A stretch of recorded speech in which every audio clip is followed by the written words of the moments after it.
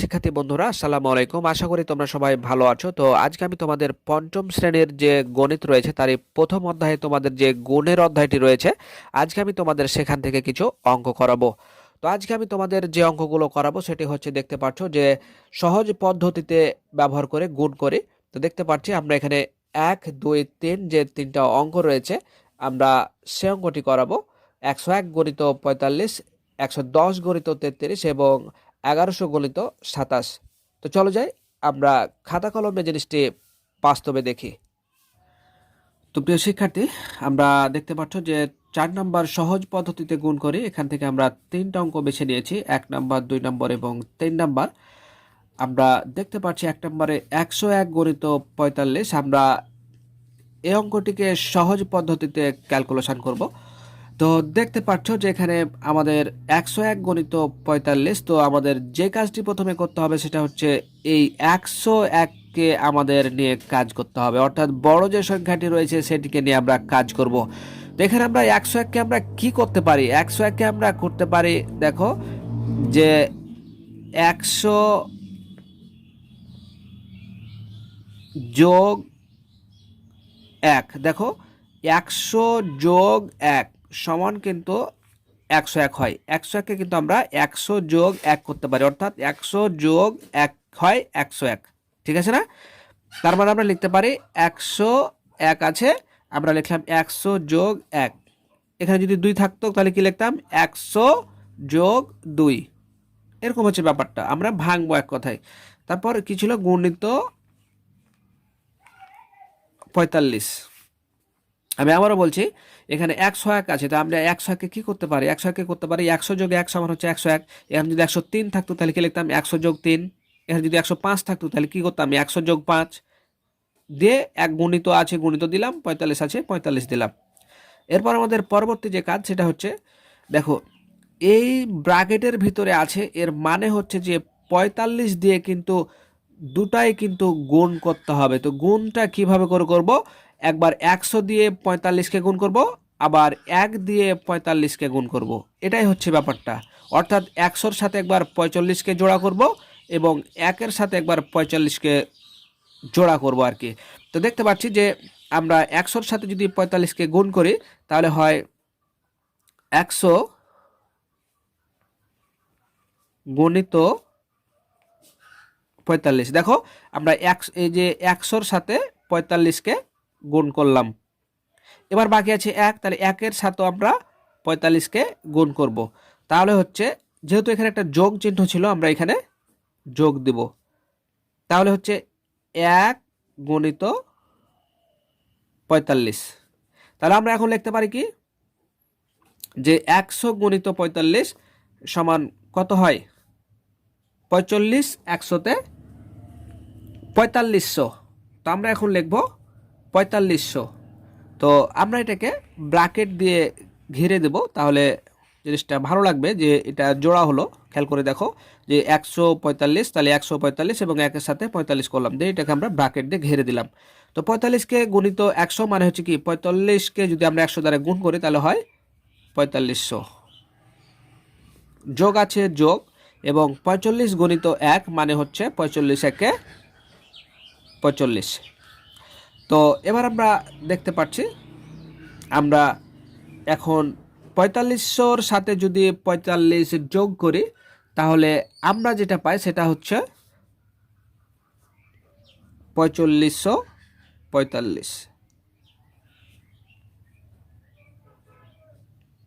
তো দেখো খুবই সুন্দর এবং সহজ পদ্ধতিতে আসলে সহজভাবে এই গুণগুলো করা যায়। তো আমি আবারও একটু রিপিট করি তাহলে তোমাদের বুঝতে সুবিধা হবে। দেখো এটা ছিল 101। তো 101কে আমরা কি করতে পারি? 100 যোগ 1। এখানে যদি 102 থাকতো তাহলে আমরা করতাম 100 যোগ 2। তো যেহেতু এখানে 101 আছে তাই আমরা করলাম 100 যোগ 1, অর্থাৎ এটার সাথে মিল রেখে আমাদের এটা ঠিক রাখতে হবে।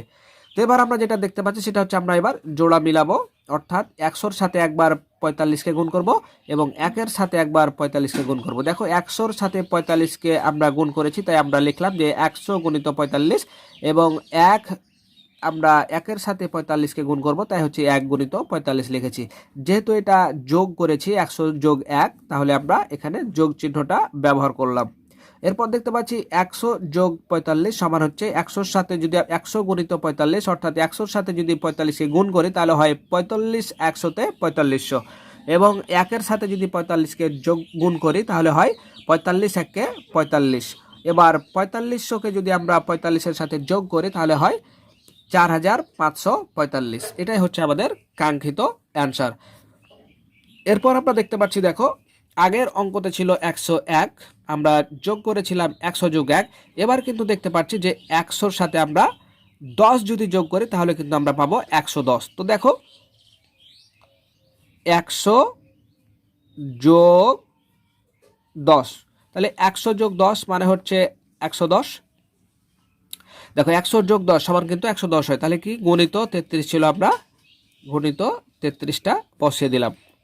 তো সেম আগের মতনই আমরা এবার জোড়া মিলাবো 100-র সাথে একবার 33কে এবং 10-এর সাথে একবার 33কে। তাহলে আমরা যদি জোড়া মিলাই যে 100-র সাথে 33কে গুণ করি তাহলে হয় 100 গুণিত 33, আমরা রাখলাম। এরপরে আমরা যোগ ছিল যোগ বসালাম। এরপর দেখতে পাচ্ছি 10 গুণিত 43, 10 গুণিত 33, সরি এটা 33।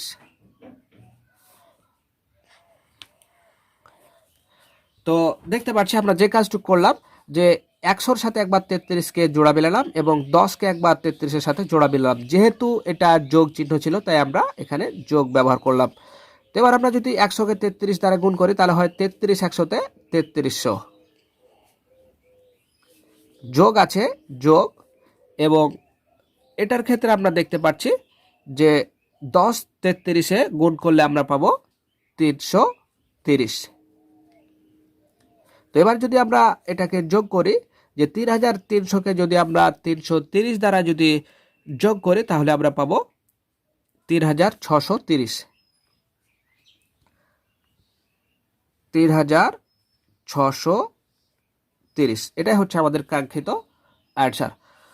তো দেখো আমি আবার আরেকবার রিপিট করি, এখানে আমাদের সংখ্যাটা ছিল 110। তো 110-কে আমরা কি করতে পারি 100 যোগ 10। তো সেক্ষেত্রে দেখো গুণ ছিল গুণ বসালাম এবং 33 ছিল 33টা বসিয়ে দিলাম, যা ছিল আমরা তাই করলাম। এরপর আমাদের পরের লাইন যে কাজটা করলাম আমরা জোড়া মিলালাম, অর্থাৎ 100-র সাথে আমরা 33কে জোড়া মিলালাম এবং 10-এর সাথে আমরা 33কে জোড়া মিলালাম। এরপর দেখতে পাচ্ছি যে এখানে যোগ ছিল, আমরা এখানে যোগ চিহ্নটা বসালাম। তো দেখতে পাচ্ছি যে 100 গুণিত 33 মানে 33-এর সাথে 100-কে গুণ করতে বলছে। তো 100 গুণিত 33 মানে হচ্ছে 3300, অর্থাৎ 10 গুণিত 33 মানে 310। তো এবার আমরা যেহেতু যোগ পেলাম, এবার 3300-কে যদি আমরা 330 দ্বারা যদি যোগ করি তাহলে পাবো 3630।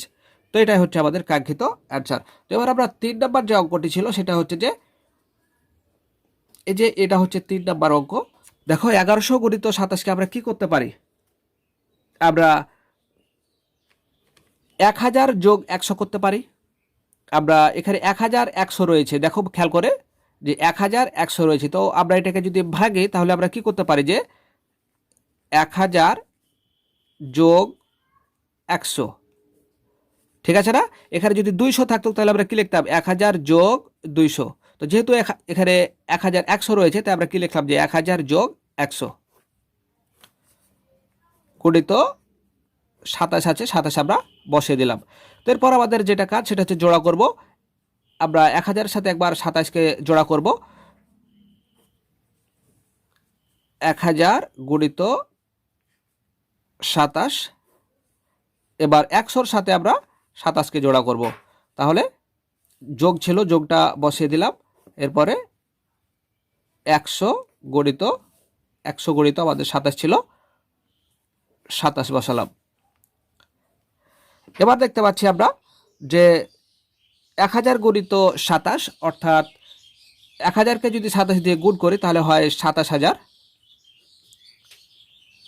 যোগ আছে যোগ 100 দিয়ে যদি আমরা 27-কে গুণ করি তাহলে হয় 2700। তো এবার আমরা দেখতে পাচ্ছি যে 27000-কে যদি আমরা 2700 দিয়ে গুণ করি তাহলে পাবো 29700, 29700। তো প্রিয় শিক্ষার্থী, দেখতে পাচ্ছ যে আসলে গুণগুলো কিন্তু অনেক সহজ। আমরা জাস্ট একবার ভেঙে নিব, তারপরে জোড়া মিলাবো, তারপরে আমরা গুণটা করব, বাস যোগ করবো, অঙ্ক শেষ। তো প্রিয় শিক্ষার্থী, এই ছিল আজকের মতো। দেখা হবে পরবর্তীতে নতুন কোনো গুরুত্বপূর্ণ ভিডিওতে। সে পর্যন্ত আল্লাহ হাফেজ।